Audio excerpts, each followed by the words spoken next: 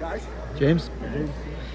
Coach, you talked about back during the college football playoff, the very specific and structured way you went about having roster management and keeping that separate from the focus of things Say like that that. again, I'm sorry. Yeah, back during the winter window, you talked about how you had a structured way of going about the winter portal window and keeping it separate from game planning, practice, stuff like that. So with the spring one getting set to open tomorrow, how are you handling that now? Yeah, that was different because we were in negotiations with guys and things like that. This is more just, hey, no surprises. Let's communicate, with each other.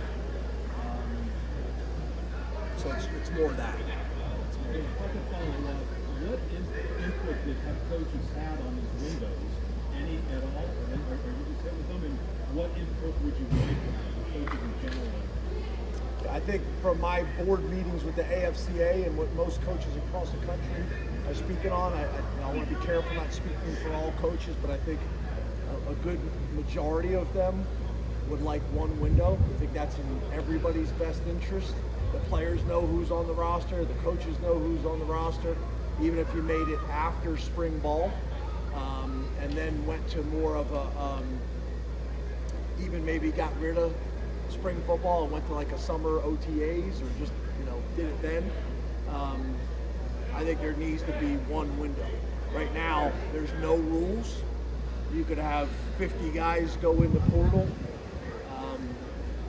at this time of year, and it's a problem. There's also protection already for if there's a coaching change and things like that we've seen. Right now, there's just no rules, and I don't really think it's in anybody's best interest. James, what happened in Tennessee?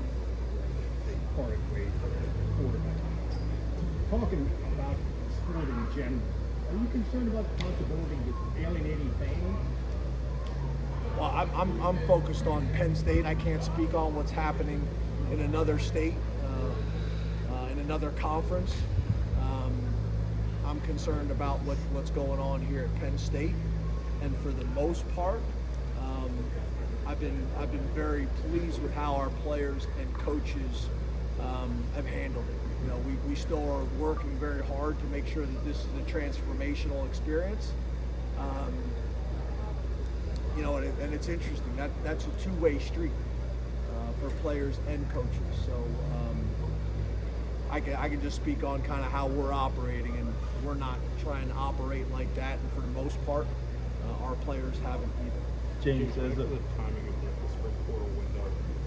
If I remember correctly, you said post spring ball about where that's and everything on depth chart, how they're doing the program.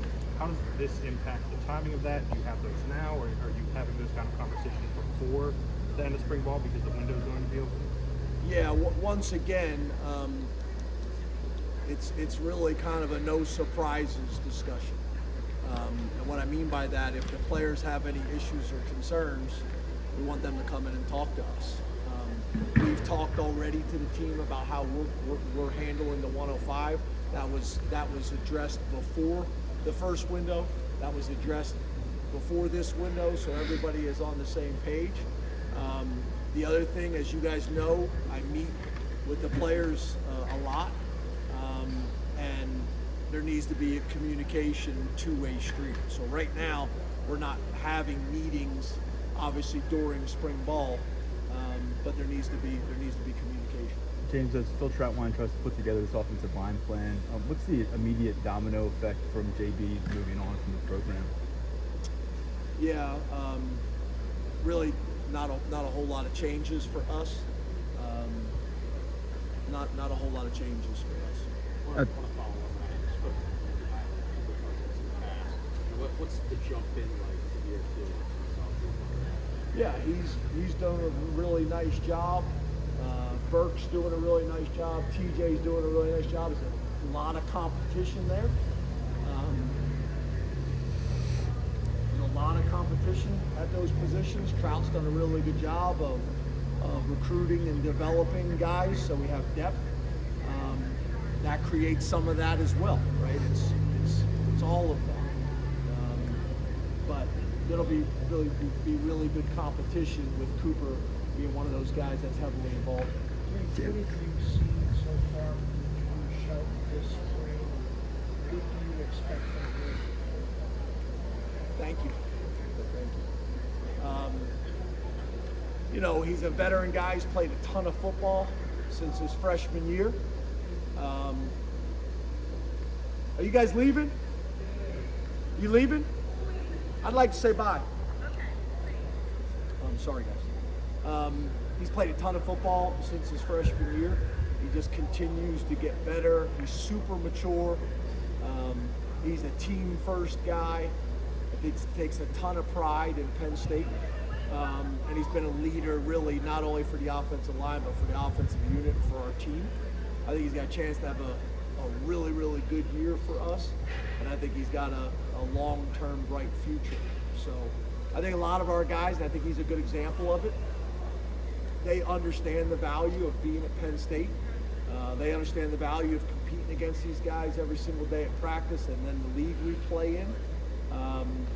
So I think he's a really, really good example of a young man that's maximized his Penn State experience. James, you mentioned Alex Birchmeyer there at the guard position. Where is he year 3 on his progress report and his development here within your program? Yeah, I think he's one of these guys, and everybody's journey is different. You guys hear me talk about that a lot. You know, the light has gone on for him. We've seen a huge improvement for him at the end of last fall, winter workouts, and then this spring as well. Obviously, a guy that we've always thought very, very highly of. And everybody's process is different. The game is starting to slow down for him. He's got a really good feel of what we're asking him to do, and we see flashes of some really good stuff. So like all these guys, it's about consistency, but he's flashing some really good stuff right now. James Max. Since the portal opened, I think it was in 2018-ish, you guys haven't taken a scholarship quarterback in the portal window. One of maybe the only power program that hasn't done that. What does that kind of say about the program's approach to that position from the recruiting and cultural standpoint? Well, I think a couple things. Number one, we're a developmental program across the board. We believe in that. I also think early on, we kind of had to be that way. But I think it also is kind of ingrained in who we are and our DNA. I think we're very upfront and transparent with people. And I think we've done a good job of developing that position so the next guy up has had an opportunity to compete and win the starting job and things like that. For the most part, that's gone pretty well. We're not opposed to doing it if we have to, but I'm a big believer when you can promote from within. You know what you have, you know what you're getting, and although the portal sometimes seems sexy, you don't always know what you're getting until they show up on campus. So I think so far it's been good to us. James, Max Granzoll was a guy that a lot of people are excited about. Wasn't here last spring and now coming into his first full season. What were the coaching staff's expectations for him coming into spring practice, and how do you think he's done in meeting them so far? Yeah, he was a guy that flashed as a true freshman. As you guys know, we went back and forth on whether we were going to burn his shirt or not. He's gotten bigger and stronger. He's put on really good weight. It's really important to him. Works extremely hard at it. When he first got here in the fall, he flashed mainly as a pass rusher. Now he's got the size to be physical in the run game as well. So he's going to be a guy that we think is going to factor in for us this year and be part of that competition. Hey James, what would you say is maybe a big difference with this wide receiver group as compared to years in the past, most recently? And do you like the direction they're coming in going into next season? Yeah, I think year two, within the scheme, I think Andy got a better personnel of who we have across the offensive board, not just at wide receiver. Marcus now been here for a number of years. Mark Dupuis helping out there as well. So I think Drew's got a big part in that as well. What we're able to do in the off season this summer is going to be really important. We need some of these young guys that have been in the program, kind of like talking about a quarterback, to take the next step, and we think they will. I think the two transfer portal guys have come in here and increased the competition across the board for different reasons and in different ways. Hudson obviously has played at this level and been productive, and that has showed up. Very mature guy, very physical player, tremendous ball skills. And Ross hasn't been at this level, so his improvement since he's been on campus with all the resources has been dramatic. But he's also showed that he can make big plays against this level of competition. So I think it's been really good for the room. Nobody's promised anything, but it's raised the level of competition in the room. But we still need some of those guys that were already on the roster to take the next step. And we've seen flashes of that this spring. Two more. Feels like that's been a long time so far. That's what you're seeing.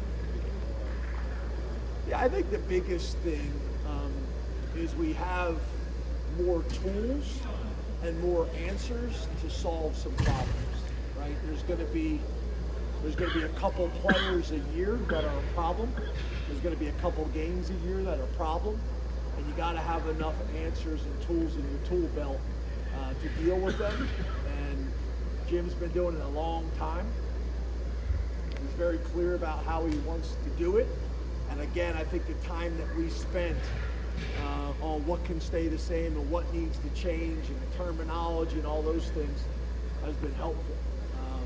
But I've been very pleased with how our defense has handled things. And not only that, with Andy, he's going against a ton of different formations and motions, as you guys know, every single day at practice. And I think that's going to put us way ahead, because if you don't do a whole lot of that, and then you get it during the season, it could be a pain in the neck. So I think that's been a real positive for both sides of the ball, just how we install and in a lot of ways how we service each other. What was the process and conversations like with Team Matt after the portal? You guys see you kind of on the game? Yeah, he'd been talking to the guys on our team all year long, still close with those guys. I think he saw a bunch of the guys that he came in with in year two take a big step, which he would have been a part of that if he was here.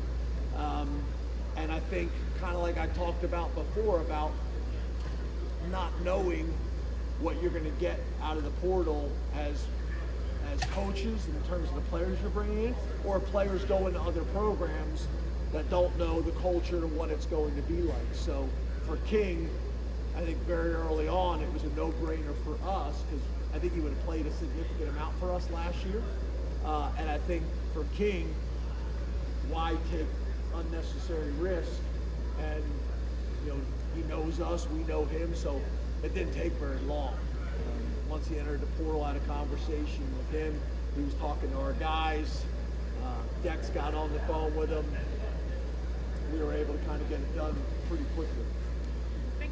Thanks, guys. Thank you. Thanks, James.